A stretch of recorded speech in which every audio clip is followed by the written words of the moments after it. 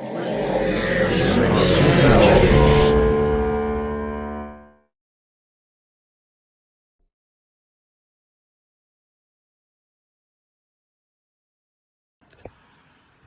the end, what I love about this piece is how unafraid it is to be camp and really stick and commit to that bit throughout, through and through, while also paying homage to these kind of sci-fi classic tropes and ideas. I love the attention to detail. For example, like the baggy clothing that they have at the end, because they're getting like smaller and smaller as they, come back to life. I really thought too that it had some interesting thematic parallels with the idea of how life ending can very much parallel with the feelings and sensations of a relationship ending.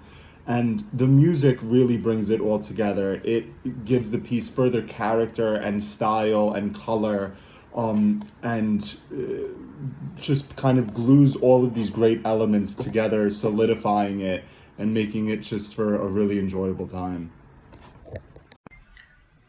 Well, this was delightful. Love the concept. I thought it was great execution. The way we're sort of brought into this world with the outsider, kind of then slowly being spoon fed little hints at things, or things maybe weren't as they seemed. Then a great payoff, brilliant cherry on top at the end with a nice chuckle there. Just smart filmmaking, smart writing, great performances, excellent use of this space as almost its own character and as a sort of a marker for their success and all that. It was really well done that way. Really thoughtfully constructed film, and overall just really enjoyable. Cinematography on this was absolutely phenomenal, and I loved the actors.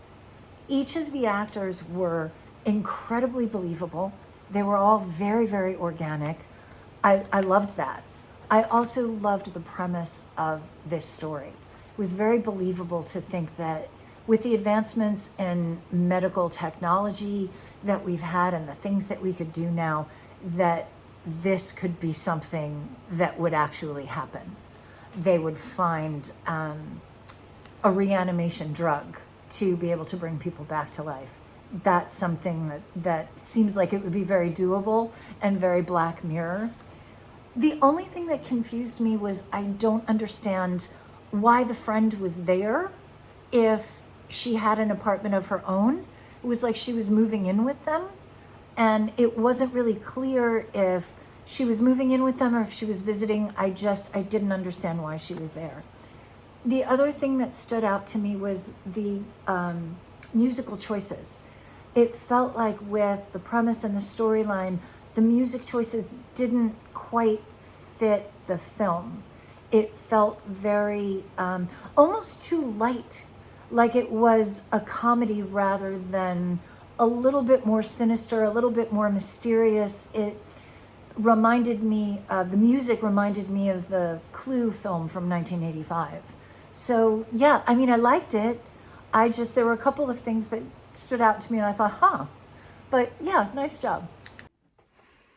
This film is called To the End. This was a creepy yet entertaining short. I really enjoyed the quirkiness of the husband and wife who maintained a light, upbeat, if eerie presence. Their house guest is also excellent as she gradually finds out what's going on. The light-hearted soundtrack gives the story all the more mystery, given the many gory visuals. Perfect, pristine white condo to contrast the blood. Well-conceived, memorable script about the fountain of youth. Great job. To the End. Check it out.